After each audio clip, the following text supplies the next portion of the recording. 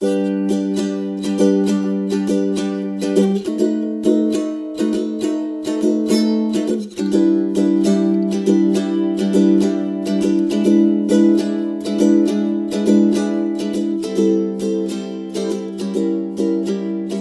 everyone, and welcome back to another episode of Translating Love. I'm Dani. And I'm Mark. Mark. Oh, hi, Mark. Oh, hi, Mark. And I'm Woifi.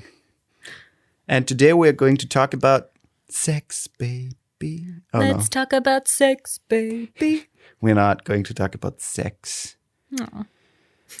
We're going to talk about arguing because that's such a fun topic. Right? I mean, interesting maybe. I don't know, fun. Maybe we make it fun. We'll see.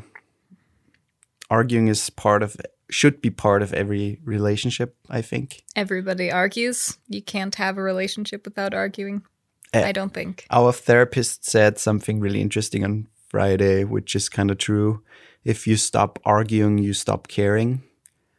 Which is kind of true because if you argue about something, if you argue with the person, you still care about something or you still... Because something means enough to you to bring it up where it might become an argument, or if you feel differently about something than your partner and you start arguing about that, you care enough about it to make a point to do that. Right. Whereas if you just don't give a shit anymore, why even talk about it? Why bring it up? Right.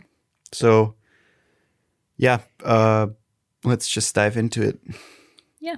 I mean, there are also studies that say they studied different, they studied a lot of different couples and how they fight. And they say that the people who fight constructively, so there is constructive arguing and there's really non-constructive, deconstructive? Yeah, I don't even know how you would say that. Destructive arguing. Yeah.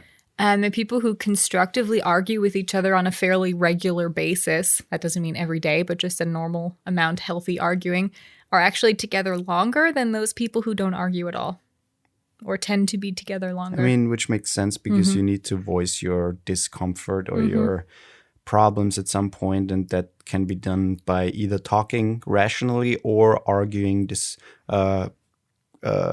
constructively. Which means in a healthy manner, I would say argue in a healthy way because that makes it. I don't know. I don't like the word constructive in that sense because it still it still sounds a little negative in my ears. I don't know. Yeah, but not. I like the way I like this to say healthy fighting or healthy arguing because that implies already the positive impact of that argument, I think. But constructive does too. I don't think so. Let's fight about it.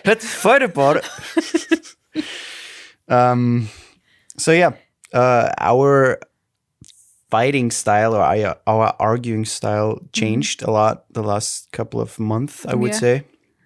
I mean, throughout the entire time we've been together, it changes, but really drastically in the last couple of months or so. I mean, we still fight, and I still sometimes just want to get my anger out there because that woman does something frustrating that I don't like. That woman that infiltrated my life. But you know what I'm going to do throughout this podcast? I'm going to let you paint me out to be this horrible person, and I'm just going to be so nice to you and say all these nice things. So then everyone who listens is going to be like, asshole. That poor girl. Yeah. How can she put up with him? He's such an asshole. I can't believe it. Oh my God. Was ist denn das für Arschloch? So yeah. Hey. Back to the topic. So our goal was to find a way to argue in a healthy way. And also to argue less about the things that really don't matter. Right.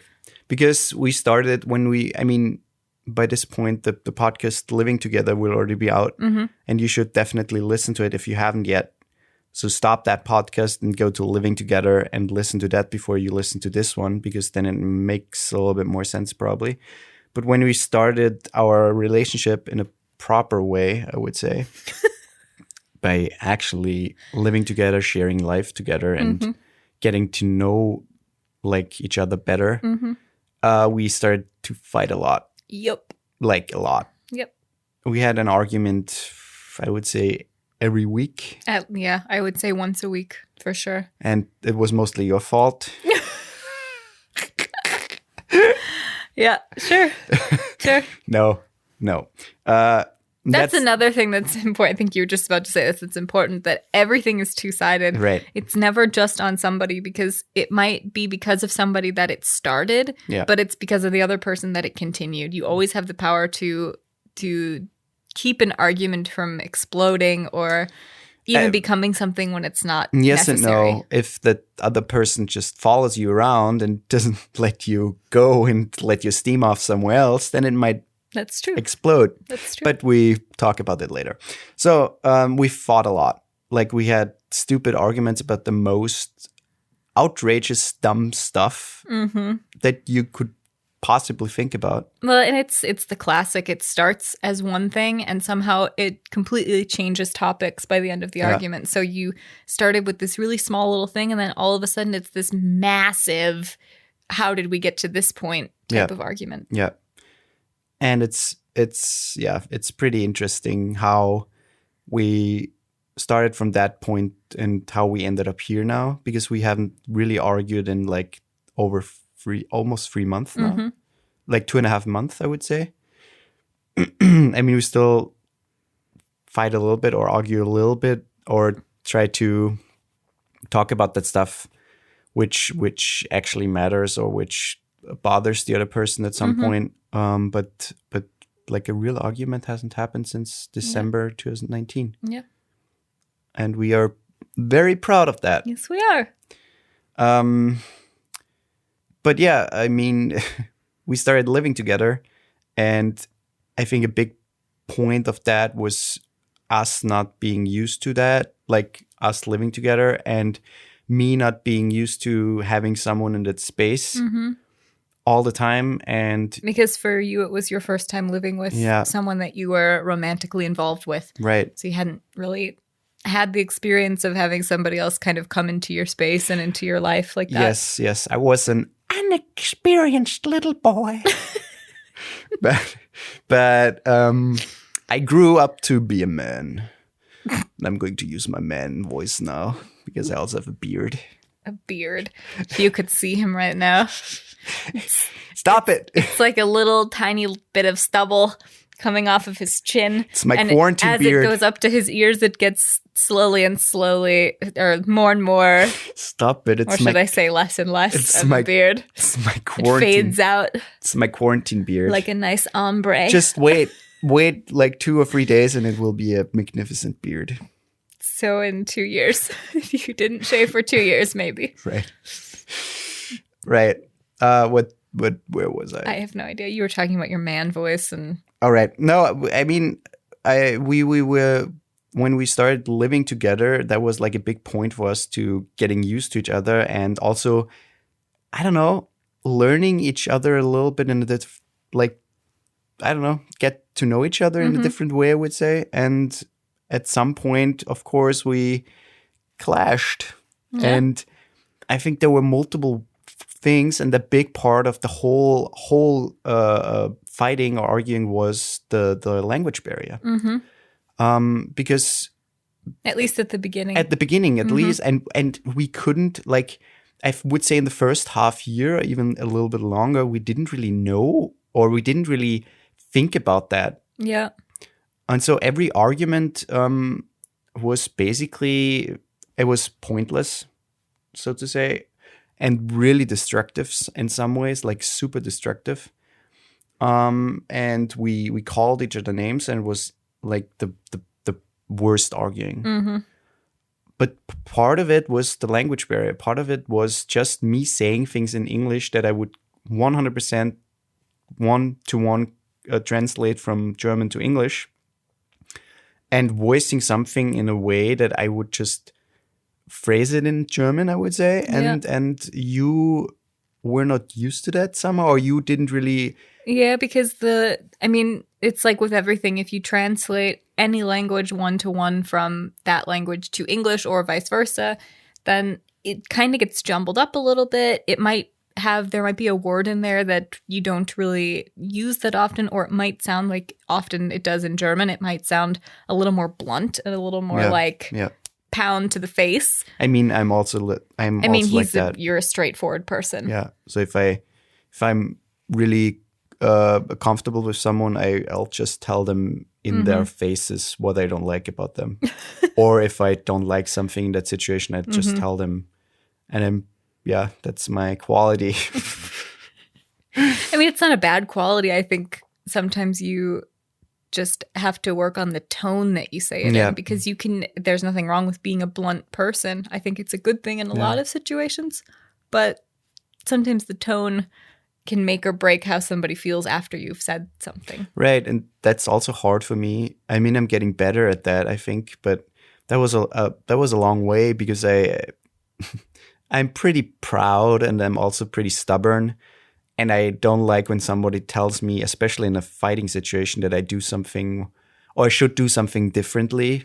He tends to take things as, it's better now, but he at least used to tend to take things, if I said that something made me feel bad, he would take it as he did something wrong. Right. And that I'm telling him, here's all of the things that you do wrong. Like a criticism, basically. Right. And I think for me that was hard, because once I started to notice that about him, I started to change the way that I would phrase things, and I would specifically use I statements and say I feel, or this made me feel.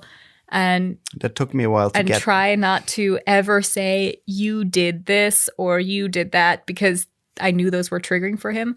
But for a while, it just didn't matter. It didn't matter what I said. You always took it as, I did something wrong. She wants to change everything about me. Yeah. And that took us a while. And also as I said, the language barrier.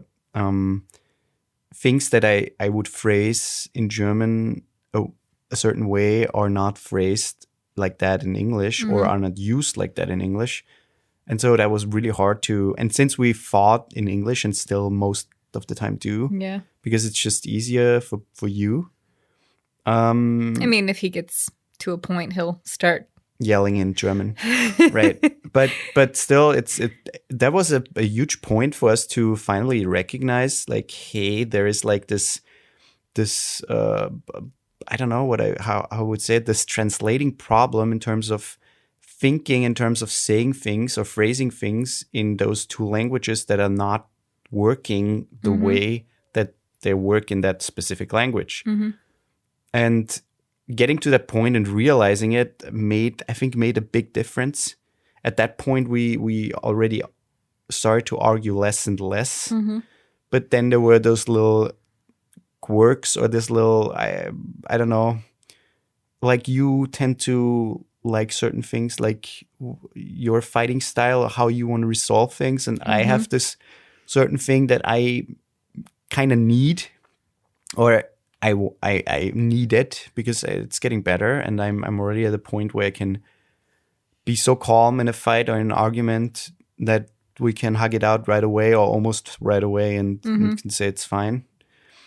But I think your big thing was, or still is, that you want to talk about it right away. And that's gotten better for me. And the weird thing is that, and I think we talked a little bit about this in the Living Together episode, because I remember saying something about this, that when I moved here, I felt very lonely. And part of the reason why, because when I used to fight with people, when I was in relationships and we would have a fight, I could go days without talking to them if it was a big fight, and I would be totally fine. So I didn't always have this, I need to resolve this right away feeling when there was an argument. And I think part of that is because being here, I'm kind of alone in a lot of senses, where my mom's not here, my dad's not here. I can't just like get in the car and drive to a friend's house or drive to my mom's house. And so I can't escape the situation. And so I'd rather resolve it so I'm not sitting at home in this energy that I feel. Yeah. And because that's another thing about me. I feel lots of energies between people. And if someone is having a bad day, I feel that. Like, I really feel that, and I take it with me. And so if I'm at home and I don't really have anywhere else to go, and there's this energy in the house because we fought, I want it to be gone.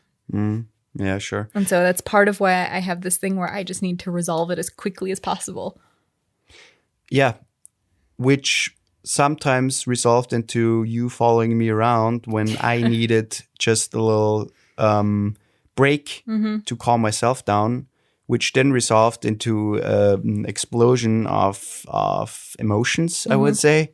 But can I also just say a lot of, just so it's clear, neither of us were very calm in these moments. No. So it's not like he never, until recently, never calmly said, I need some space and I'm going to take it now. Yeah. It was more, I might be in the middle of saying something. He's already said what he needs to say, and he storms out of the room. He's like, I'm not doing this anymore. And he walks out. And so it leaves it in a bad like a man energy. does. Yeah.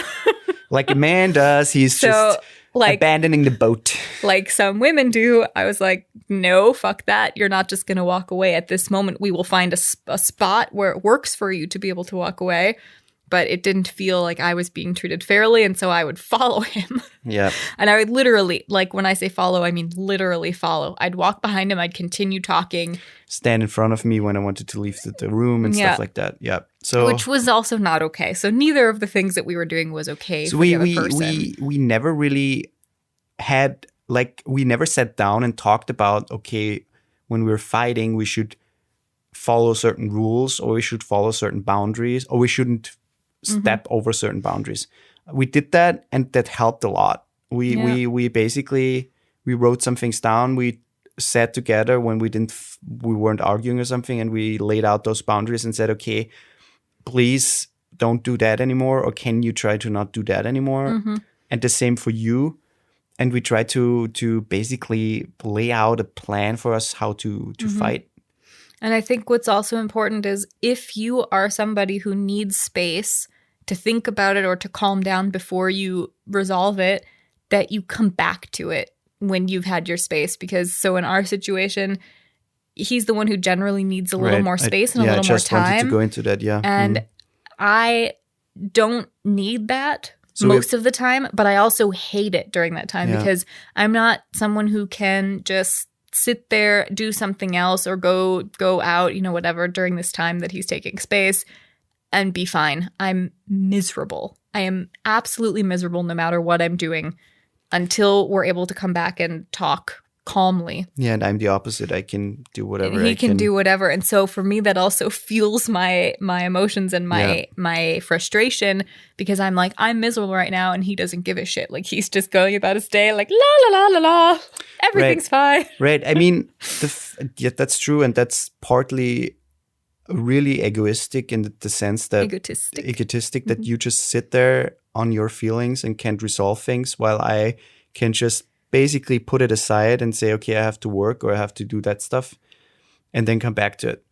So over the course of the last couple of years, we basically worked it out so that you can give me time or space, whatever, if I need it, and I come back to you sooner and sooner and sooner. And within a reason. And that's an important thing, to, once you have your space, not to just, okay, I'm fine now, so it's fine. Yeah. But rather, I might be okay now, but she's not. And so it's better that I go talk to her. And it's better for anyone out there who's also like that, for you to be the one to go back to them when you're ready. Yeah. Because for me, I don't want to invade that space, but if it's been 4 or 5 hours, then I at least want to ask, hey, are you good now? Can we talk?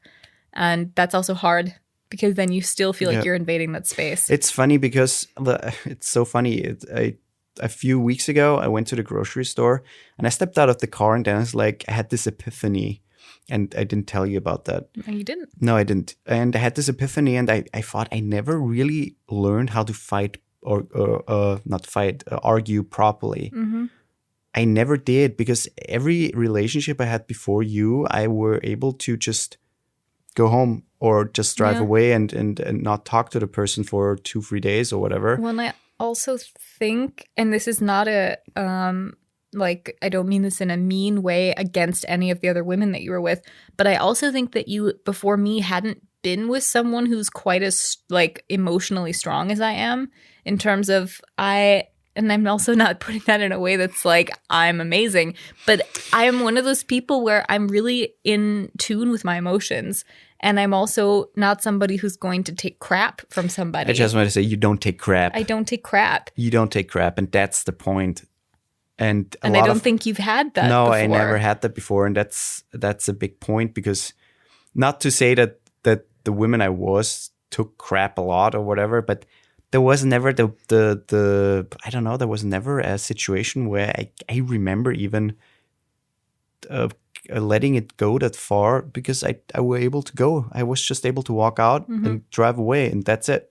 And I thought about it. I was like, God damn it! I never had the option, or I never had the relationship where I learned how to fight properly.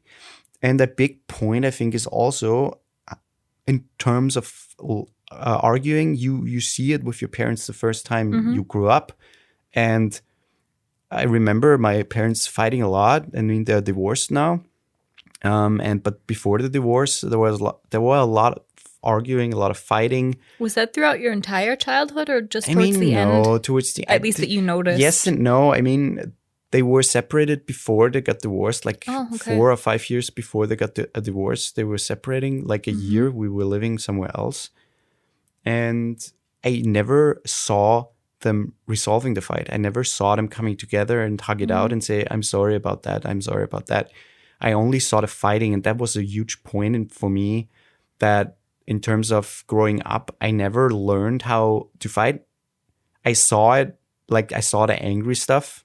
I saw the throwing stuff. I saw the screaming and shouting and naming names and shit like that. But I never saw the, hey, let's resolve that. Let's hug it out. Let's be good again. So yeah, I think I had to learn to fight. And I'm still learning, but I think we're doing a pretty good job now. And it's kind of the same on my end. I also never had, I've lived with someone else before, but in that relationship, we never fought. Never. I remember maybe 2 fights that we had in 6 years that we were together, which is insane. And part of that was, I don't really know. I think our personalities his definitely wasn't the fighting personality. His was more the, I'm just going to agree with everything you say. And that's just kind of how he was. Which is also fine. Some people are like this. But you should always voice your discomfort or your feelings about something that you don't like, because at some point the thing it builds up. It just grows. It builds up. It makes you resent that person. It makes you fall in love with someone else. Whatever it is. And it's never good to just agree to everything and say, okay. Because at some point you can't do it anymore. And at some point you will realize, in order to be fully happy and to enjoy life, the best way you can is to not agree to everything, not say yes to everything. And also don't give in to everything that bothers you. Like, oh, it bothers me, but that's just how it is. Because there are some things that, sure, you can't change about a person. No. Like, I don't know, but there are some things that are not changeable because that's who they are. But there are some things, though, that can be changed because, for the sake of the relationship. If this person really wants to be with you, then this is something that kind of bothers you or hurts your feelings. And if they're willing to work on that, great. If they're not, depends on what it is. But there's to never voice those things, I think it's terrible. It basically, you become either that person that is so full of resentment that it drinks a lot or takes drugs or whatever and just swallows all those feelings down and just is with the person because it's comfortable. Or at some point with, I don't know, maybe you have kids and afterwards at some point you say, okay, I'm sorry, I can't do it anymore. It's enough. At some point, all of that stuff comes back. Yeah, it snowballs, as we say. It snowballs where it starts really small and then over the years it grows a little bit. And towards the last, when you reach your last straw, basically, it's massive and you can't ignore it anymore. Okay, that's the last straw. No, but I think that's For true. anyone who got that reference, you're awesome. I think that's true. I met a lot of older couples, older married people who are in exactly the position where he or she is totally miserable, living their life from basically going to work, coming home, drinking or whatever, and that's every day. That's every day, and he or she is just saying yeah to everything, and that's not life. That's just miserable. To be with someone only because it's comfortable and because it has been this way for 20, 30, whatever years. I'm not saying go out and divorce everyone or get a new boyfriend or whatever, but you should be happy. You only live once. So, I mean, if you believe that, but right now is right now and you live right now and you should be happy. And that's the whole point. And a big part of being happy is living in a relationship where you can fight, where you can voice your discomforts and your things that you don't like about certain things, like certain situations or whatever. And the other person actually tells you that they are sorry or they are trying to change that, because that's exactly what a relationship is, putting in the work together on both ends and make it work. And I think it's important to know that and to remember that you don't have to understand everything that your partner feels or everything that if they voice a discomfort to you and you just don't understand how that can possibly be uncomfortable for them. That's okay. Yeah. You don't have to understand it, but you should be respectful of it and at least try to understand it. And if you still can't understand it, there's nothing wrong with that. No. It doesn't, as long as you don't make it invalid just because you don't understand it. You're different people and you have different feelings and you feel differently about certain opinions or certain things. So that's totally fine. And exactly. No, the other person might not have the same discomfort and that's fine. But it doesn't mean just because I don't have this discomfort that I'm going to ignore the fact that you do. Yeah. I mean, you can do it, but that's not good. Yeah. So yeah, and I think we are now in a position where we are working actively to not avoid arguments, but avoiding stupid arguments about stuff that is not really arguably.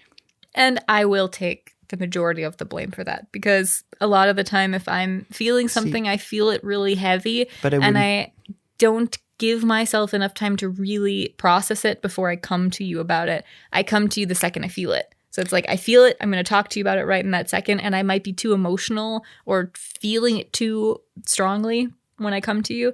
Whereas if I take a step back first, really think about it, process it, and then come to you with a different headset or mindset. I disagree in the sense that it's not your fault or you don't need to take the blame, because it's still both of us arguing. It's not me reacting in like a respectful way and you keep screaming at me. It's me reacting in a way that is not the best way, and then we fight. So therefore, I'm not saying that it's on both of us. Yeah. So I think I almost never said that the fight was your fault. I almost never said. You sometimes voiced it, but I don't like. Not that it's your fault, that it's my own. Nah, yeah. I mean, when I voice it, I usually take blame for things. But I don't like that, because when you fight, when you argue, it's both of you. It's both of us. It's not one person's fault. And today we can almost say that we are finally at a point where we argue in a healthy way, I think. Yeah, I think so too. And I mean, therapy helped a lot with that. Our therapist gave us some really good tools for our specific arguing styles and our triggers. Yeah. And she gave us some really good tools for how we can move forward with that and continue to make it better. Yeah. But I think one really important thing, and this is something we had talked about before we started going to therapy, but I think it's important that if you're fighting or arguing with your significant other, or really in any situation where you're arguing with someone, you shouldn't be screaming at each other because it doesn't help anyone. It makes it more heated. It makes your heart rate go super, super fast. And that just makes you more agitated, and it doesn't help the situation. So if it's possible, just try to keep a calm tone. Also, don't interrupt each other. Let someone speak, and when they're done speaking, then you can respond. And if there's something that you're scared you're going to forget that you want to respond to, you can just give some sort of signal, like, or quickly say, can I just respond to that? And then you can continue. And name calling. It's everything. Name calling, being anything that's hurtful, aggressive, or really loud, screaming. Everything that's really I don't know how I say it, like angry. Everything that's really, really angry outward in a sense that you basically show it in whatever way. I think there are differences where, sure, when it's not any of those things none of them are good, but when you're yelling and screaming, it's more destructive to yourself than to the other person. But if you're, I mean, I guess to the relationship in general, but if you're saying hurtful things and you're saying things that really you want to hurt that person, that sticks. Like with me, if you say something hurtful to me, that's what sticks out in the fight, and that's the thing I'm going to remember. Some people don't, but some people are, and that's exactly what builds resentment. And sure, things slip out sometimes, and if that's the case, try not to let it be, because it's also fine. It happens. You can't have a perfect argument every single time, but try those things that slip out. Try to train yourself to never say something like, I don't want to do this anymore. I don't want to be with you anymore. Things like that, things of that nature, or personal attacks on that person. There are some really, really useful tools. Just Google how to fight in a healthy way, how to argue in a productive or constructive way. There's some really cool little tools, also questions that you can ask yourself in exactly that situation. Like, is it really worth it? Is it worth it in the grand scheme of things? Stuff like that, where you can avoid exactly those situations. And also, I think a really, really, really good point and a really important point is to talk about how to argue or how not to argue when you don't argue, and when you're like in a calm, fine, and nice situations. Just take time, make time. How to approach things to not have it even turn into an argument. And I think another important point to make is that the best thing that you can do is use I statements. Don't use you statements. Don't say you did this, you said this, you blah, blah, blah. Say, I feel like this, or when you said this, that's fine to say you. When you said this, it made me feel. But you don't want to say anything that makes the other person feel like they did something wrong, or that they're feeling attacked. Exactly. So the more I statements that you use, I think the better the other person can really hear you and understand what you're trying to say. I think that's a really important point. So I think that's pretty much it, what we have to say to that topic. It'll probably come up again, but just as like a ground basis for arguing in general, and where we are and where we used to be. I think it's good. Again, it's good to argue. It is good to argue. I think that's the whole point of being in a relationship. But it's not good to scream at each other. Right. Arguing doesn't necessarily have to mean screaming. Yeah.